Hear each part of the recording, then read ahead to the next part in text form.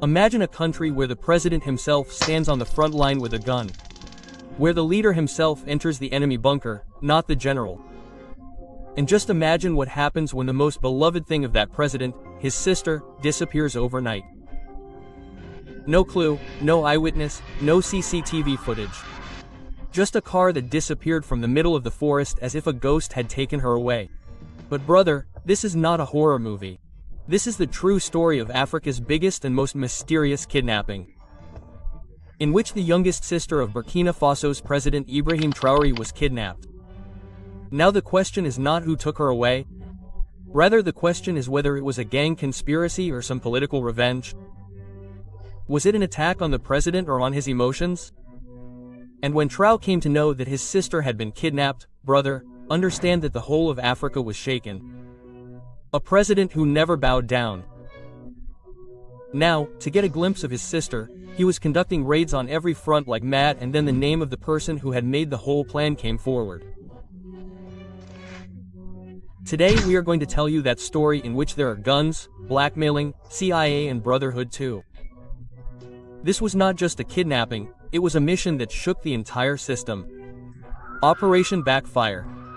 That night of the 15th April 2024, Ouagadougou, the capital of Burkina Faso, was absolutely quiet. President Ibrahim Traoré was busy in meetings about the security of the country in his office as usual. The fatigue of the whole day was visible on his face, but the mind was wandering somewhere else. Because today his closest friend, his younger sister Aminata Traoré, had gone out of the city on a social mission and had not returned yet. Aminata, who was a brave and sensitive social worker, was returning today after setting up a health camp in Yako, the northwestern region of Burkina Faso. She had only one driver and one security guard with her. As she often did. Without much fanfare and without any political noise, it was around 9:15 in the night. The Rashtrapati Bhawan was bustling with activity. The GPS of Aminata's car had suddenly stopped working. The driver's phone was showing switched off, and a strange anxiety spread throughout the Presidential Security Control Center, and then at exactly 9:28 a call came from the intelligence agency. Sir, we are sorry that your sister Amina Traoré's convoy has been kidnapped. Some unknown armed gang has abducted her from the road. The ground slipped under Ibrahim Traoré's feet.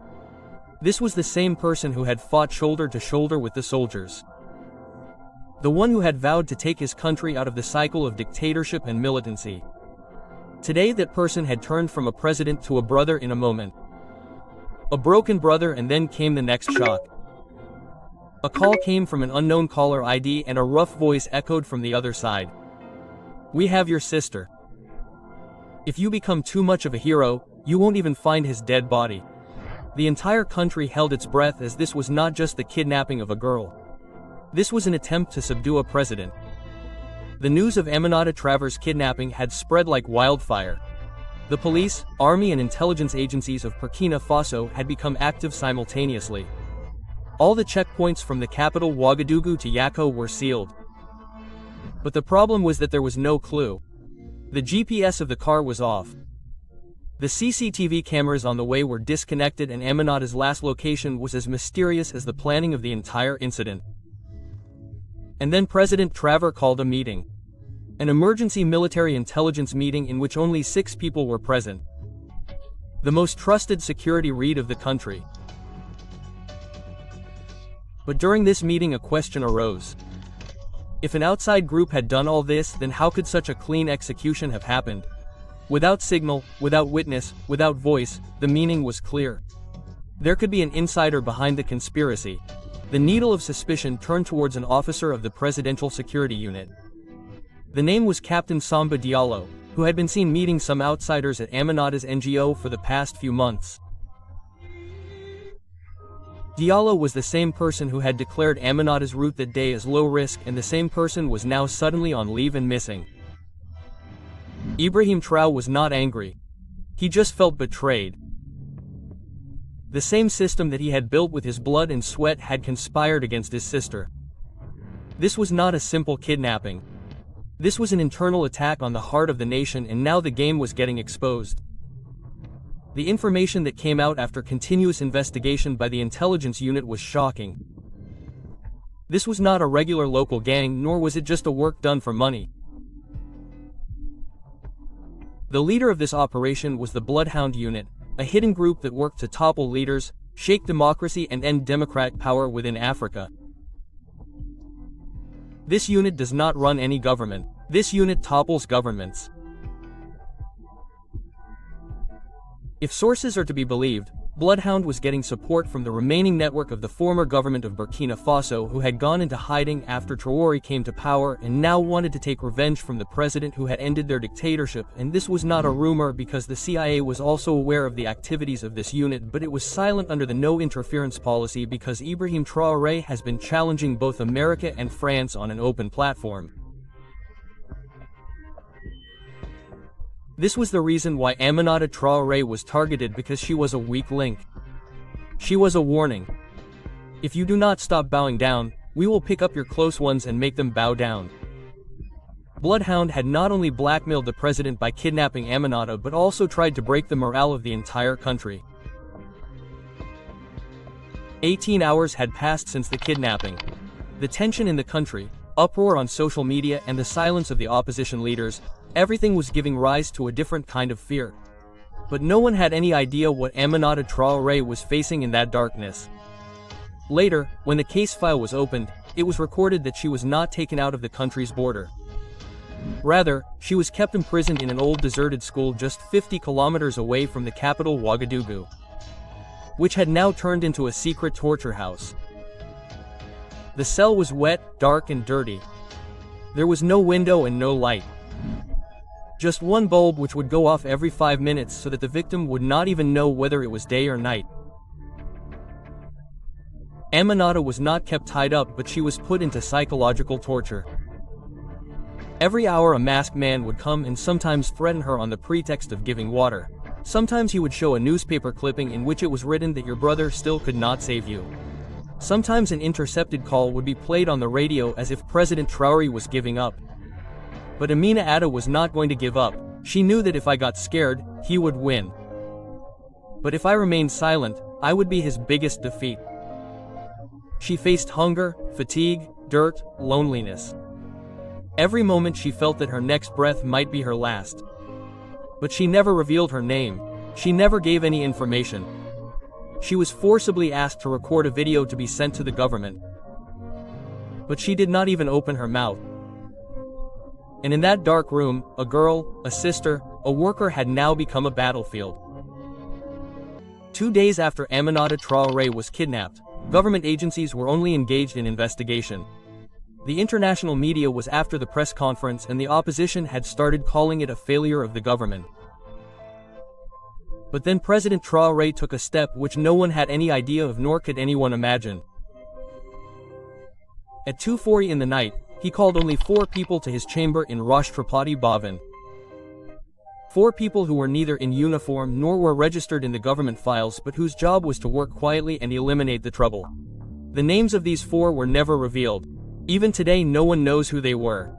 But the president ordered them in just one line: "Find my sister at any cost, whether the law is broken or the border." And from there began Operation Aminata. This task force made the command center of the operation not from a war room but from a moving vehicle. Drones, satellite images, local informers, all were combined to create a network in one night which searched the entire Ouagadougou and its 100 kilometers radius. At the same time, they raided 2 suspicious places where the people of the Bloodhound unit were found active earlier. And 6 hours later, an informer told that some outsiders were coming to an old school, which is no longer in use, for several days. And from here began the most dangerous phase of the mission, Code Red. Extract live. Aminata Traoré, who was kidnapped on the night of April 15th, was now imprisoned in the same deserted school at 2:12 in the night of April 17th, whose walls had probably heard the voices of children. Today only guns were roaring there. Operation Code Red Extract Live had begun. President Traoré's special unit had entered the building through 3 routes. Mask, night vision goggles, silent radio, no sound was going out. Footsteps were moving up the stairs slowly. There was a fear of death behind every door, and then at the end of the 3rd corridor, There was an iron gate which was not locked. Just a big chain on which there were blood marks. Aminata Traore was in the same room. There was no one in the room, just a woman who was sitting on the floor. Weak, tired but conscious. And when an officer of the unit said, "Madam, we are from President Traore's team." Then Aminata raised her head and said, "Did you guys come? I thought no one will come now." This was the moment when the shot was fired. A shooter from behind who was probably preparing to run out. He played his last bet. But before that, a soldier of the unit made Aminata a shield and took the bullet in his chest, and in response the rest of the team killed him in 4 seconds. Aminata was taken out safely. There was a little wound in the legs, weakness in the body, but the spirit was still strong. After 3 days of hell, a brother finally had his sister back. On the 17th of April, at 6:45 a.m., when Amina Traoré was brought safely to the presidential palace, the people of Burkina Faso took to the streets. People celebrated and raised slogans like "Our president is our sister." But behind this victory was hidden a very dirty and shocking secret. When evidence was collected from the rescue site, a mobile phone was found in which there was only one message, and that message was not for any unknown number. It was directly sent to the president's advisor Bakari Adoma. Bakari Adoma was President Traoré's oldest friend. The one who fought the guerrilla war with him in the jungles. The one whom Traoré called brother was involved in this conspiracy. Forensic investigation of the phone revealed that the entire process of transferring funds to the Bloodhound unit was through a shell company via Niger, and the documents of that shell company were signed by Bakari Adoma. When Adoma was questioned, he initially kept quiet. Then she said the same line, "I made Traoré, now I have the right to bring him down." He was the one who advised to weaken the security route of Aminata Traoré's convoy. He was the one who asked the president to adopt a diplomatic approach during the operation. Why? Because he did not want Aminata to return alive. Because he knew that if Aminata remained alive, the truth would also remain alive. On the morning of April 18th, a table was placed in the garden of Rashtrapati Bhavan. There was no media, no press conference, only one face was sitting in front. 2 mothers, handcuffs on hands, no shame in eyes. And standing in front of him was President Ibrahim Traoré, who at that time was neither in the court nor in the dignity of the post, but like a brother standing in front of his guilty brother. There were no tears in his eyes. But there were those flames which burn a person from inside. He asked only one question first. Why? Bakari Adoma smiled and said, "Because you changed everything. The power was mine, but you took it. I thought I was your kingmaker, but you became the king and I was just a pawn." Quote. Don looked at him. To become a king, you don't have to poison, you have to serve. And you chose poison. There was no trial in any court after that, because the Burke Constitution says, if there is a murderous attack on the president's family and if the conspirator is from within the government, then he can be punished quickly under special powers. And that is what happened. The very next day, Bakari Adoma was taken to a secret place by a special army unit and given the death penalty as an accused criminal. No hanging, no bullet, but silent punishment, where neither the body is found nor the name remains. Ibrahim Traoré told the world that we believe in democracy, but if there is an attack on the family, justice will run faster than the law. The 21st of April 2024, National Media Hall of Ouagadougou, the capital of Burkina Faso. It was jam-packed. There was only one chair inside and Aminata Traoré was sitting on it. There was a slight tiredness on her face, but a different shine in her eyes. The shine that only those who survive death have. Mike's turn came and the whole country held its breath. First of all, she took a deep breath and then said while looking straight into the camera, "The day I was kidnapped, I was not broken. I was just afraid that my brother would feel that he could not save me. But the reality is that I knew he would come and he did." There was silence in the hall and tears in many eyes. Then she said, "I am not just the president's sister. I am the sister of all those girls whom someone wants to silence by showing their power. But we will not be silent. We will come back, and this time there will be a voice and not a book in hand." During this speech, President Traoré was also seen crying for the first time. A tear fell from his eyes right in front of the camera, which touched the soul of Africa. That day there was no party, no opposition, the whole country united in the name of Aminata Traoré. After listening to Aminata Traoré's speech on the 21st of April 2004, something had changed in Burkina Faso. There was hope in the eyes of the people, not anger. There were support on the streets, not slogans, and a new hashtag was trending on social media. Hashtag We Are Aminata. Girls in schools were making posters of Aminata. Students of NGOs and universities had started a movement called Aminata Justice Foundation. That foundation has now become the biggest campaign to promote women's safety, education and political participation in the country, and the foundation of this entire change was laid by the wall of the room where Aminata was tied. After that, President Traoré announced National Reconstruction Week in the country, where a day was specially kept as Aminata Courage Day, which will be celebrated every year on the 15th of April, and on this day the president himself stood in the parliament and said a line which is written on the walls of Burkina Faso till date. The one who imprisoned my sister had dared to touch not just my sister but the daughter of the country. Now every daughter is Aminata and every son is her guard. After this speech, many international organizations also praised Burkina Faso. The United Nations awarded Aminata Traoré with the Global Courage Award, and from here a new chapter began. A country which was once infamous for coups, military rule and dictatorship, now emerged as a nation where the suffering of a sister became the reason for changing the entire constitution. So friends, this was the story of a brother who was not just a president but was a person who fought with the border, power and the system for his sister. And this was the story of a sister who was tried to be intimidated under the shadow of guns, but who kept the flame of courage burning even in the dark. The kidnapping was not just of the body, it was an attempt to break the mind. But that conspiracy failed because Aminata Traoré showed them. She was locked up but not lifeless.